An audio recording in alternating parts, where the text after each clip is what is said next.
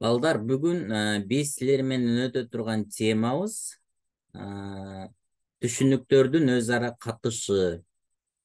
Мисалы, бизди көптөгөн объектилер курчап турат, объектилер, нерселер, кубулуштар курчап турат.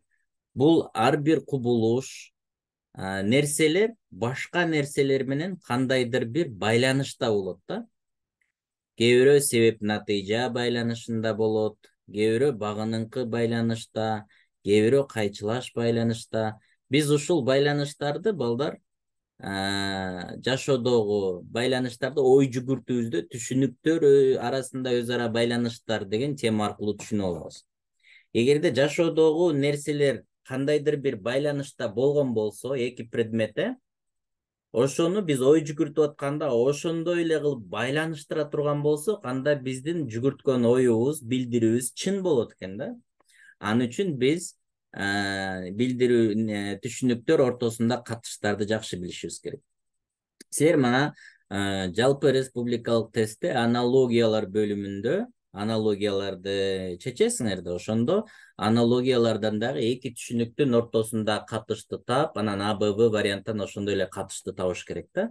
Мына ошол катыштарды толугу менен мына бул жерден азыр силер менен үйрөнөбүз. Түшүнүктөрдүн өз ара катышы десек, демек түшүнүктөр жалпысынан экиге бөлүнөт экен. Салыштырса боло турган түшүнүктөр, анан салыштырса болбой турган түшүнүктөр деп. Эми салыштырса болбой тургандар кайсылар? Мисалы үчүн телефон менен ручканы салыштыра албайбыз. Бул эки башка нерсе. Такыр эле, же болбосо телефон менен койду салыштыра албайбыз, же балыкты. Булардын баягы теги, ата теги десек болот. Булар класс түшүнүктөр да. Мисалы үчүн телефондор бул технологияларга кирет. Эң чоң мындай түшүнүктү карай турган болсок, технология.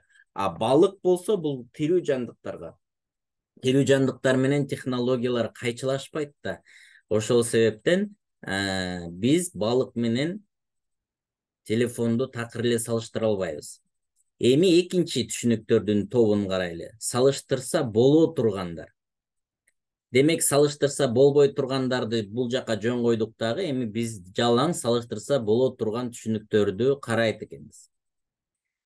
Мына, түшүнүктөрү салыштырса боло тургандар. Салыштырууга болбостор, аларды карабадык. Анан салыштырса боло тургандар дегендер сыйымдуулар, анан сыйымдуу эмес деп экиге бөлүнөт. Сыйымдуу деген ошо бири-бири менен мындай кайчылашып, кесилише алат деген сөз да. Сыйымдуу эмес деген экөө бири-бирине такыр кесилишпейт, кайчылашпайт деген сөз. Сыйымдуулар ич ара, барабардык, багыныңкы, кайчылаш, байланыш деп үчкө бөлүнөт. Сыйымдуу эместер, бая бири-бири менен такыр эле кесилишпегендер, карама каршы, тангыч, анан түр байланышы деп үчкө бөлүнөт. Демек, жалпысынан бизде 6 байланыш бар экен. Ушулардын ар бирөөнө токтолуп, жакшылап үйрөнөлү. Ошондо силерге аналогияларды бере турган болсо, ушул 6 байланыштын бирөөсүндө болот, балдар. Жакшылап көңүл буруп үйрөнөбүз. Биринчисин карайлы. Сыйымдуу түшүнүктөр, демек булар кайчылаша тургандар экен. Биринчиси барабардык катышы. Жазгыла. Барабардык катышы деген эмне? Бул катышта логиканын барабардык мыйзамы иштейт. Бул А барабар Б деген сөз. Мисалы, Абыз Гүлсарат повестинин автору деген түшүнүк болсо, Б катары Кыргыз Республикасынын улуу жазуучусу Чыңгыз Айтматов десек, анда бул эки түшүнүк бири-бирине 100% барабар. Себеби Гүлсарат повестинин автору десек, биз ошол Чыңгыз Айтматов улуу жазуучуну эле элестетебиз, чынбы? Демек, экөө эмне бири-бири менен 100% эмне болуп турат? Бири-бирин алмаштыра алат. Ошондо эки түшүнүктү алып туруп бириктиргенде бул бир эле түшүнүк болуп калат да. Мына көрдүңөрбү? А барабар Б деп мына бул жакта турат мына. Дагы мисал, барабардык катышына мисалы, 24 саат бул 1 суткага барабар. 24 saat desek деле biz bir sutkani elестетебиз. Bir sutka деп айтсак деле 24 saatты elестетебиz. Жердин спутниги дейт, ай мына чоң тамга менен, асмандагы ай бул жердин спутниги да. Экөө барабар түшүнүк. Бири-бирин 100% алмаштыра алат. Көрүү органы бул көз. Учурдагы Кыргызстандын Борбор шаары бул Бишкек 2023-жылдагы дүйнө жүзүндөгү официалдуу бийик чокуу Эверест. Официалдуу бийик чокуу деп атабыз, официалдуу эмес, андан да бийик чокулар бар да, чынбы? Океандын түбүндөгү тоолор бар. Суу бул H2O. Жунглянын королу арстан дейт, мына булар барабар түшүнүктөр.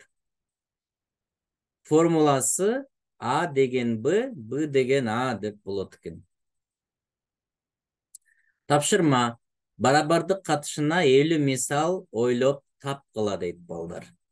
Бул үй тапшырма болот. Биринчи тапшырма. Буларды ойлоп тап, кийинки сабакка келгенде мага түз эфирде көрсөтсөңөр, мен кайтарын байланыш берем макул. Так, чатка жазгыла, кимде кандай суроо бар? Так, суроо жок пока, Анда экинчи катышты карайлы. Экинчи катышыбыз бул багыныңкы катыш деп коет. Бул катышта логиканын жетиштүү негиз мыйзамы иштейт. Адам деген түшүнүктү алсак, анын ичине көптөгөн түшүнүктөр кирет. Чынбы? Мисалы, раса боюнча монголоид, европеид, негроид, азиат деп бөлөбүз. Ошондой эле математик мугалим десек, бул дагы адам деген түшүнүктүн ичине кирет. Кыргыз Республикасынын президенти десек дагы адам деген түшүнүктүн ичине кирет. Чынбы? Демек, ошол адам деген чоңураак түшүнүк, анын ичине майда толтура түшүнүктөр кире берет. Ошо ичине кирген түшүнүктөр чоң түшүнүккө багыныңкы байланышта болот да, багынып турат. Демек, адамда бар касиет ошол ичинде багынган бардык түшүнүктөрдө дагы болот да. Мисалы, адамдын кандай касиети бар? Ой жүгүртөт, Демек, Кыргыз Республиканын президенти десек, же негроид расасында бир адам десек дагы, анда ал эмне сөзсүз ой жүгүртөт деген сөз да. Бул бая дедуктивдик ыкма да. Буга жыйынтыктарды чыгаруу темасына келгенде логиканы ошондо дагы кенен токтолобуз. Азырынча болсо ушундай түшүнүктөр бири-бирине багыныңкы байланышта экенин билгениңер жетиштүү. Мисалы, дагы бир түшүнүктү алсак, жырткыч деген түшүнүк карышкыр деген түшүнүктөн чоңураак болот. Карышкыр деген түшүнүк жырткыч деген түшүнүктүн ичинде. Демек, бардык жырткычтар жок, бардык карышкырлар жырткычтар деп сүйлөмтүзсөк туура болот. Анан бардык жырткычтын баары эле карышкыр эмес, ошон үчүн кээ бир жырткычтар булар карышкырлар деп сүйлөмтүзсөк логикалык жактан туура болот. Мисалы, гүл, роза. Роза гүл деген түшүнүккө багынып турат. Дарак, сосна. Сосна чоң, дарак чоң түшүнүк, сосна анын ичине багынып турат. Китеп, математика китеби дейт. Демек, китепти бул А деп ала турган болсок, чоң, а математика китеби анын ичинде бир бөлүгүн ээлейт. Шаар, Ош шаары, Борбор шаар, Париж. Борбор шаар деген түшүнүк дүйнө жүзүндөгү бардык түшүнүктөрдү өзүнө камтып турат. Түшүнүктөр багыныңкы байланышта экенин аныкташ үчүн төмөндөгүдөй сүйлөм түзүп текшеребиз дейт. Мен жана жогоруда айтып кеткендей. Ошондо могу кичинекейи кээби, то есть бардык деп айтылат, себеби чоң түшүнүктүн ичине толугу менен камтылып турат да. Бардык карышкырлар булар жырткычтар. Кээ бир жырткычтар булар карышкырлар. Мына мисал. Ошундай кылып сүйлөм түзүп, ой жүгүртүп атканда баягы түшүнүктөрдүн катышын ушул ээлердин диаграммалары аркылуу мындай кылып элестетсеңер, балдар, ой жүгүртүүңөр так болот, туура болот. Чындыкты оңойраак табасыңар да. Үйгө тапшырма багыныңкы катышына 50 мисал ойлоп тапкыла. Бул уже экинчи мисалыбыз кетти, экинчи тапшырмабыз кетти. Кимде суроо бар? Суроо болсо чатка жаза бергиле, мен карап аягында жооп берип кетейин. Азыр болсо түшүндүрүүнү улантайын. Сыйымдуу катыштар боюнча баягы бири-бирине кайчылашып кеткен түшүнүктөр. Биринчиси багыныңкы болду. Биринчиси барабардык байланыш болду, катыш. Экинчиси багыныңкы, үчүнчүсү кайчылаш. Кайчылашта эки түшүнүк кесилишет дагы мындай. Ошо ортосунда мына экөөнө тең тиешелүү категория пайда болот. Мисалы, окуучулар деген түшүнүктү алсак, ошол эле учурда спортчулар деген түшүнүктү алсак, окуучулар менен спортчулар эмне кесилишет. Ошол эле учурда кээ бир окуучулар булар спортчулар, кээ бир спортчулар булар окуучулар деген сүйлөмдү түзсөк, логикалык жактан туура болот. Бардык окуучулар спортчулар деп айта албайбыз. Бирок кээ бирөө спортчу экени чын. Мисалы, дагы ушундай ала турган болсок, сүт эмүүчү жырткыч деген түшүнүк бар. Кээ бир сүт эмүүчүлөр жырткычтар, кээ бир жырткычтар сүт эмүүчүлөр. Образды элестеткенде мына эки тегерек мындай болуп кесилишет дагы, ортодо мындай кесилишкен жалпы чекит бар да. Ошондой эле мына силерге дагы кененирээк мисалдар. Доктор, драматург. Кээ бир драматургтар доктор боло алат, кээ бир докторлор драматург боло алат. Чынбы? Бул жашоодо бар да.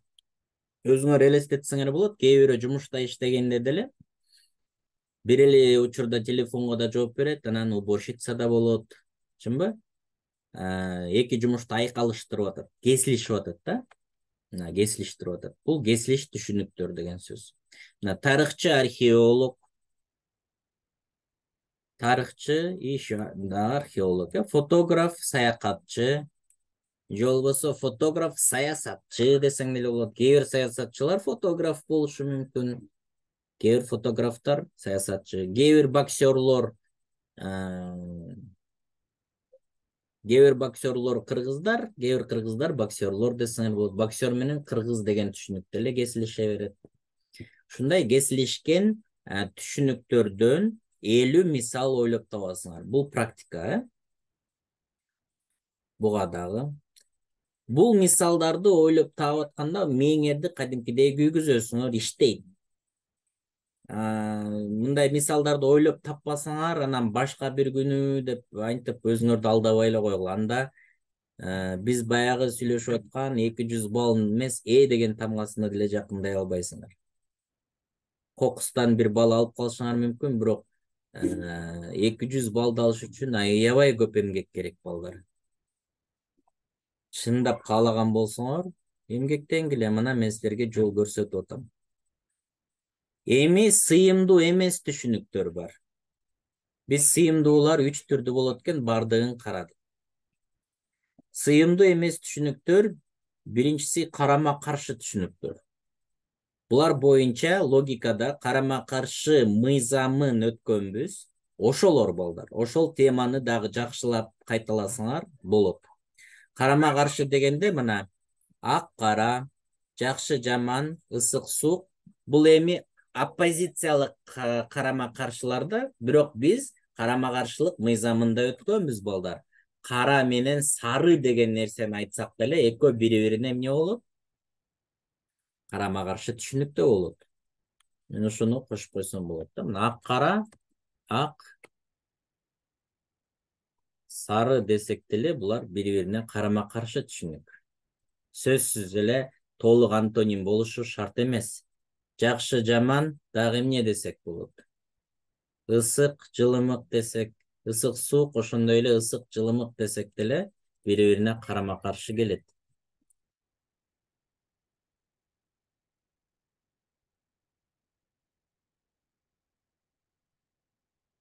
Кийинки түшүнүк балдар, тангыч катышы боюнча логикалык мыйзам бар. Тангыч мыйзамы деген. Башкача айтканда үчүнчүсү жок мыйзамы, үчүнчүсү жок деген мыйзам бар. Ушул тангыч түшүнүктөр кирет. Мына акылдуу эмес. Формуласы мына А жана А эмес. Бул таңгыч катышы менен карама каршыларды дагы жакшы түшүнүш үчүн логикадагы үчүнчүсү жок деген мыйзамды кайталагыла, видео сабак бар. Ошондой эле карама каршы мыйзамын кайталайсыңар экөөнү. Бул эми айтып коюш оңой эле, узун эмес, акылдуу эмес. Акылдуу эмес. Мисалдарды түзүп койсоңор оңой эле. Бирок практикада дагы колдонобуз. Мисалы үчүн мыйзамдарды баягы мен айтып бергем да видеодо кенен. Ошолорду көрүп, мисалдарды карап, жакшылап бышыктайбыз, практикада колдонобуз. Буларга дагы 50 мисал ойлоп табабыз. Андан кийин акыркы түр катышы же болбосо жалпы тектүү катыш деп койсок да болот да, жалпы тектүү. Жалпы тектүү дегенибиз балдар, бул баягы багыныңкы катыш дегенге окшош. Мисалы үчүн бул жерде мына В менен Гны өчүрүп койсок, Б Ага багынып турат деп атабыз. Багыныңкы байланышыбызда биз Б жана А тууралуу кеп кылганбыз да. Мисалы үчүн музыкалык инструменттер жана комуз десек, бардык комуздар булар музыкалык инструментке кирет десек, багыныңкы байланыш. Бирок бул түр катышы дегенибиз, же болбосо жалпы тектүү катыш деп айтканыбыздын өзүнчө бөлүп алганыбыз, бул багыныңкы жана багындыруучу менен эмес, багыныңкы элементтердин ичара катышын карап атат да, көрдүңөрбү? Чоң музыкалдык инструменттер деген бир түшүнүк болсо, ошонун ичинде комуз, гитара, баян, комуз менен гитара экөө бири-бирине сыйымдуу эмес булар. Бирок салыштырса болот. Себеби булардын ата теги бир да. Баягы теги бир. Себеби жалпы музыкалдык инструменттер дегенге кирет. Мына аналогиялар боюнча силер менен биз практикалык мисалдарды талдаганда дагы ушул 6 катыштын бирөөсүнө алып келебиз да. Буга дагы 50 мисал ойлоп табасыңар.